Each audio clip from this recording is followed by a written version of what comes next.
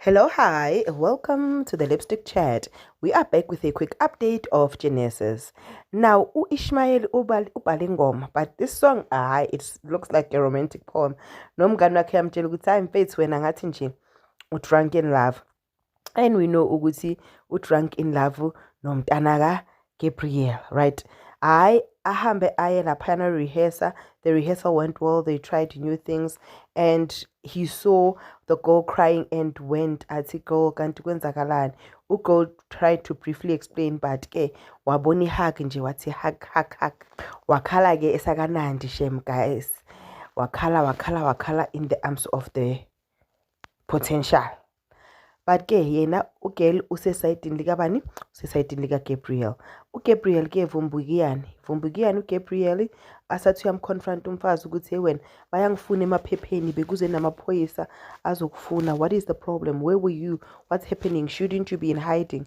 And she's hiding the fact that she was scared at some point, thinking ukuthi Gabriel is no more, because if Gabriel is no more, she will be the prime suspect. So she's like, this man hates me so much, he could have committed suicide to make sure that I rot in prison. I'm still going to make your life a living hell. I'm still going to fry you proper. And upon frying you proper, you are going to regret every moment. What's Gabriel going to do, we don't know. But what we know is that the wife might not survive whatever is coming. Because if the children don't believe her, I believe inkinga kuphela. Alright, sharp.